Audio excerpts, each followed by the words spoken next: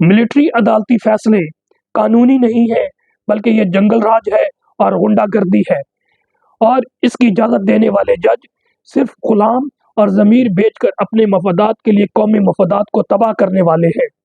लिहाजा अवाम की जंग हर उस शख्स या इदारे के साथ रहेगी जो अपने इख्तियारात का नाजायज़ इस्तेमाल करते हुए अवाम के मफादात के खिलाफ और गैर आइनी और गैर कानूनी काम कर रहे हैं। मिलिट्री कोर्ट में जो ट्रायल चलाया गया ना सिर्फ गैर कानूनी है, बल्कि गैर आइनी है। हर फर्द को फेयर ट्रायल का हक हासिल है जो आम अदालतों में मुमकिन है। अस्सलाम वालेकुम मेरे पाकिस्तानियों, आप देख रहे हैं law in state with advocate Atiq Rahman Siddiqui. आज मैं तकरीबन 1 माह बाद दोबारा अपने चैनल को और व्लॉग को शुरू कर रहा हूं, और इसकी गैप की वजह 2 है। एक नासाज़िए तबीयत, और सेकंड जो 26 नवंबर का वाक़या हुआ, जिसकी वजह से I remain in shock for couple of days, और मेरे पास अल्फाज नहीं थे कि मैं अपना इज़हार किन अल्फाज में कर सकूं। लेकिन वक्त हर चीज़ का मनमल है, दोबारा आना पड़ता है और फिर हिम्मत करनी पड़ती है। इंशाअल्लाह पहले से ज़्यादा मजबूत तरीके से आइन पे, कानून पे, सियासत पे, रियासत पे और इससे रिलेटेड तमाम इश्यूज़ पे मैं आपको अपने तज़किये से आगाह करता रहूँगा। और आज का मौजू जो कल मिलिट्री कोर्ट्स ने, supreme court, so called supreme court, और मैं समझता हूँ गुलाम सुप्रीम कोर्ट कह सकते हैं, गुलाम सुप्रीम कोर्ट ने मिलिट्री को इजाज़त दी कि आप मशरूत तौर पे फैसला सुना सकते हैं, सिविलियन को सज़ा दे सकते हैं। और फिर कल आम पाकिस्तानियों को, सिविल पाकिस्तानियों को, 25 पाकिस्तानियों को 2 साल से लेके 10 साल तक सज़ाएँ दी है, जो कि मैं समझता हूँ अवाम मुस्तरद करती है, और इसकी हम कंडेम करते हैं।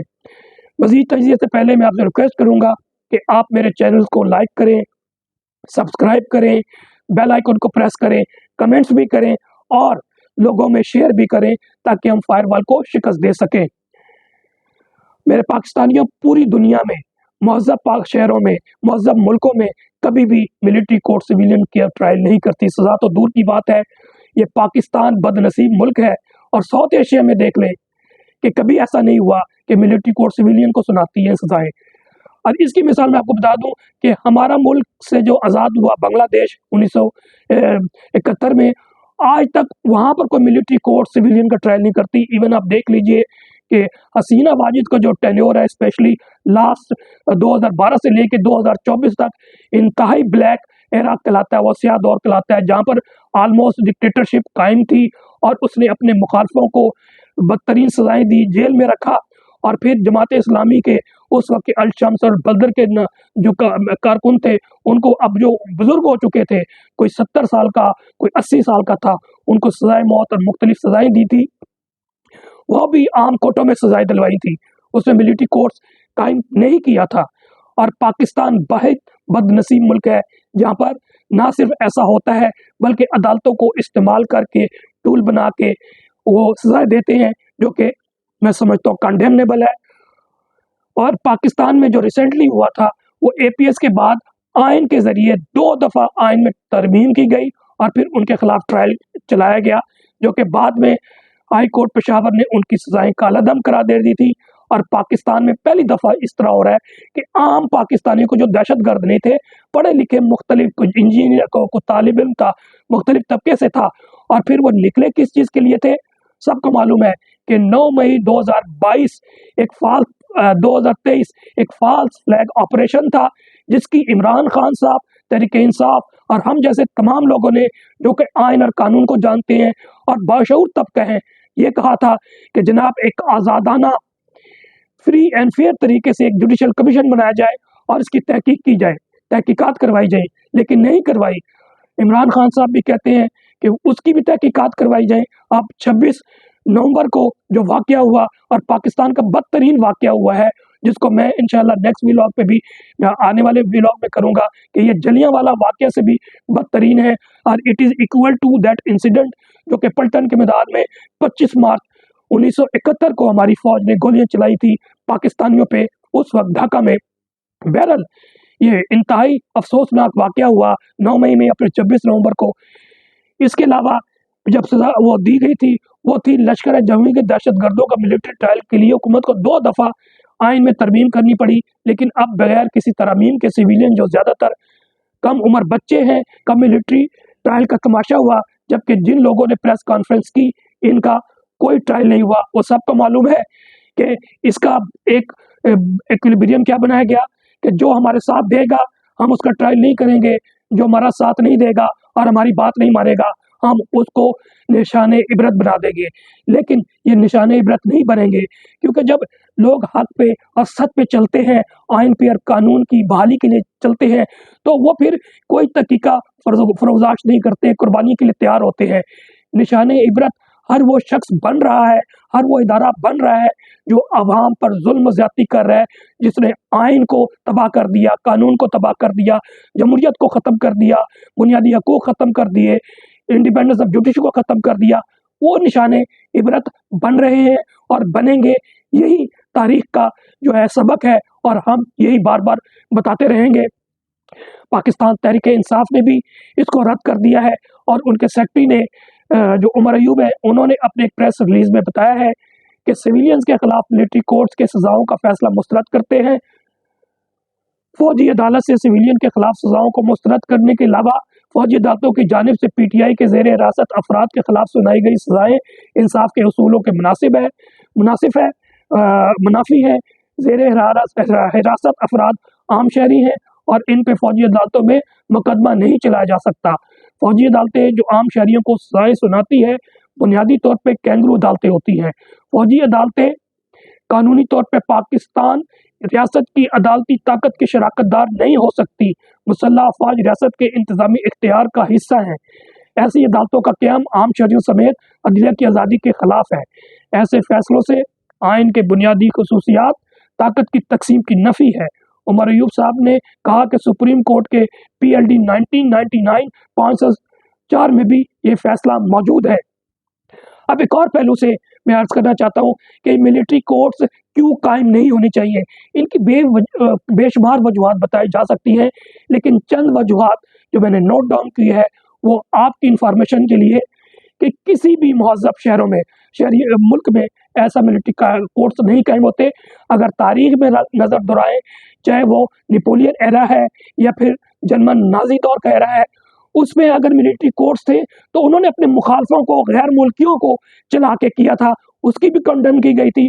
और फिर फर्स्ट वर्ल्ड वार और फर्स्ट वर्ल्ड 2 में भी जो महदूद तौर पे कहीं पर की गई, तो वो फिर अपने शहरियों के नहीं, अपने जहाँ पर उन्होंने कब्ज़ा किया वहाँ पर किया। और अगर रिसेंटली अगर देखा जाए तो वो गुआंतानामो बे में जो अमेरिकन्स ने बैरून मुल्क से यानी कि तालिबान सो कॉल्ड या अल-कायदा या आईसिस लोगों को पकड़ा, या मुशर्रफ ने पाकिस्तानियों को हवाले किया $5 के एवज़, उनके खिलाफ वहाँ पर चलाई गई थी, तो पूरी दुनिया ने उसको भी कंडेम किया था। मुख्तसर ये है कि अमेरिकन्स ने अपने कभी शहरियों के खिलाफ नहीं चलाया। इवन इंडिया में कभी ज़िंदगी में ये सोचा नहीं जा सकता कि अपने सिविलियन के खिलाफ मिलिट्री कोर्ट्स को इस्तेमाल किया जाएगा, और पूरे साउथ एशिया में भी ऐसा नहीं हुआ। मैंने जो तारीख पढ़ी उस हिसाब से ना यूरोप में, पूरी दुनिया में भी कभी ऐसा नहीं हुआ कि सिविलियन के खिलाफ मिलिट्री कोर्ट फैसला करे या ट्रायल करे।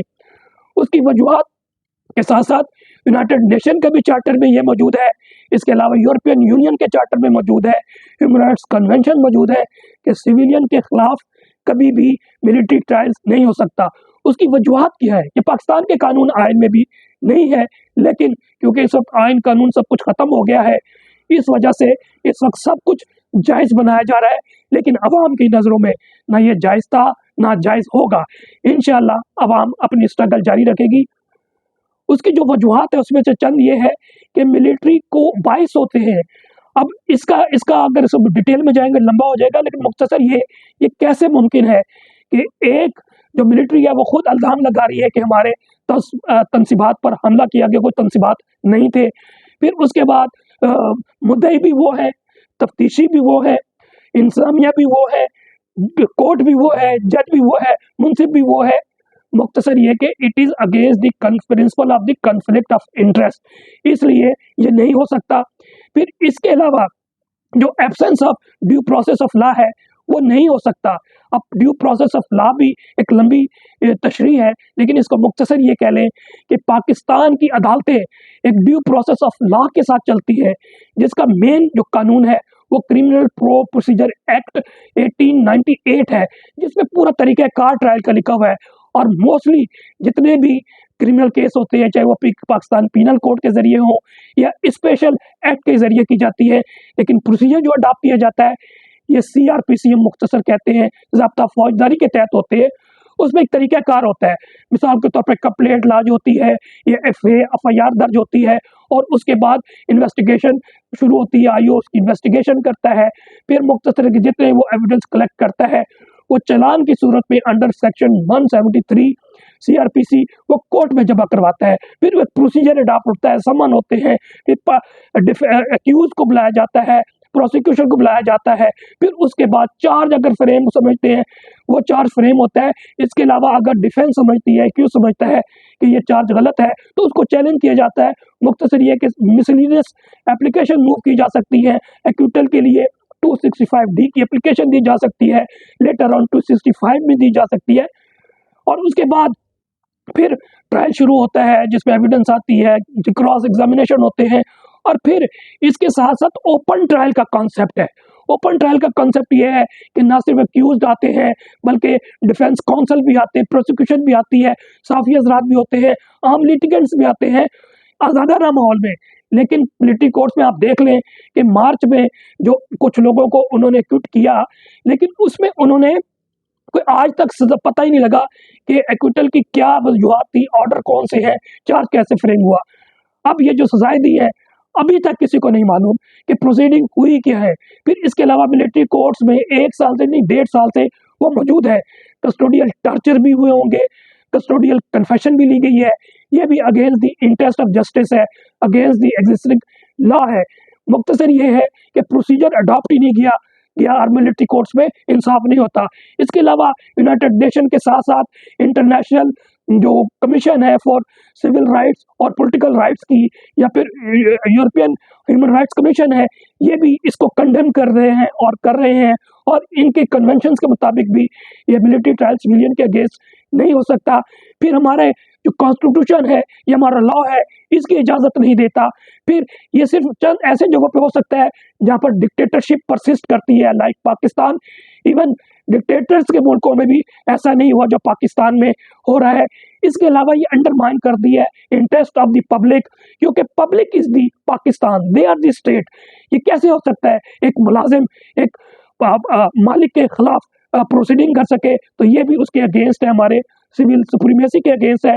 फिर इसके अलावा जो मिलिट्री का मकसद है वो डीलेजिटिमाइज कर दिया जाता है, उससे वाज़ेह तौर पे ये हो जाता है कि मिलिट्री पॉलिटिक्स में इन्वॉल्व हो गई है, जो उसका असल मकसद है वो भूल गई है।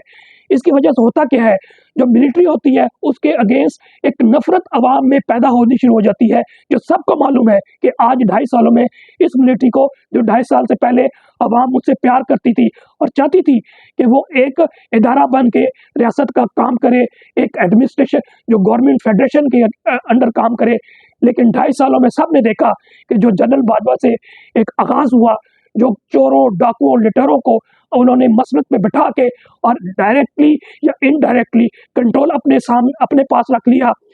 नाजायज़ हुकूमत 8 फरवरी को बिठाई गई, फिर उसके बाद अब 26वीं आईनी तरमीम के ज़रिए एक जाली कॉन्स्टिट्यूशनल बेंच बना दिया गया, प्रोविंस में भी और सुप्रीम कोर्ट में भी, और कंट्रोल अपने हाथ में संभाल लिया और उनकी अपॉइंटमेंट का तरीका, हर चीज़ का तरीका अपने हाथ में ले लिया। जो जुडिशल कमीशन में उनकी तादाद ज़्यादा है।